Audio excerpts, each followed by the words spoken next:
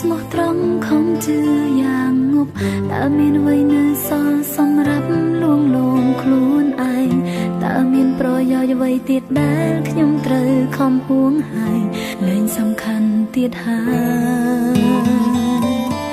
ដល់ពេលនេះទើបដឹងខ្លួនភ្ញាក់ពីសូបិនលងលក់ជាច្រើនឆ្នាំវងវែងឥតក៏ត្រើយស្មានថាគេស្រឡាញ់ខ្លួនស្មងគួរខ្មាំងណាស់ព្រះអើយគឺជាស្នេហ៍បោកប្រាំងអូនមិនមែនសោះមិនមែនជាមនុស្សសំខាន់គ្មានសិនគ្រប់គ្រាន់ដើម្បីឲ្យបងជឿជាក់ព្រោះអូនមិនល្អសម្រាប់កែវភ្នែកមកលៀងនឹកឡើងខ្មាំងពេកក្រៃចាំទៅឲ្យឆ្ងាយកាយកប់ខ្លួនឯងឲ្យជ្រៅកប់ភាពងងខ្លៅជាមួយជីវិតឥតន័យរលាយភ្លាមទៅសោះនៅនឹងប្រឆាំមុខថ្មីមានតែក្តីឈឺចាប់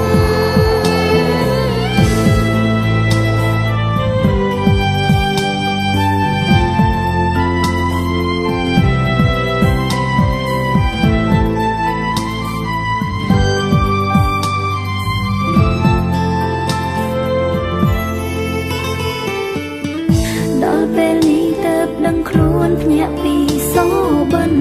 លងលក់ជាច្រើនឆ្នាំវងវែងឥតក៏ត្រើយស្មានថាគេស្រឡាញ់ខ្លួនស្មងគួរខ្មាំងណាស់ព្រះអើយគឺជាស្នេហ៍បោកប្រាំង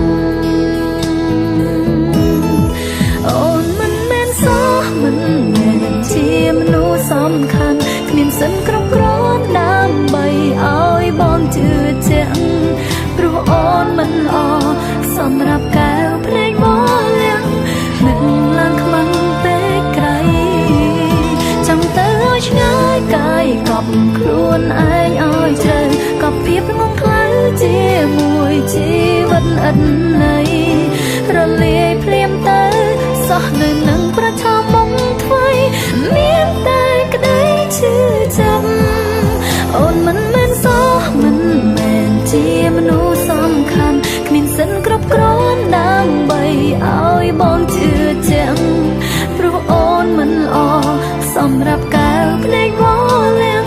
នឹកឡើងខ្មាំងពេកក្រៃចាំទៅឲ្យឆ្ងាយកាយកប់ខ្លួនឯងឲ្យជ្រៅកប់ភាពងងខ្លៅជាមួយជីវិតឥតន័យរលាយភ្លាមទៅសោះនៅនឹងប្រឆាំមុខថ្មីមានតែក្តីឈឺចាប់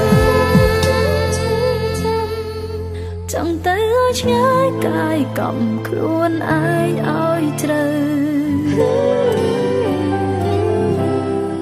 សោះនឹងប្រឈមមុខថ្មីមានតែឈឺ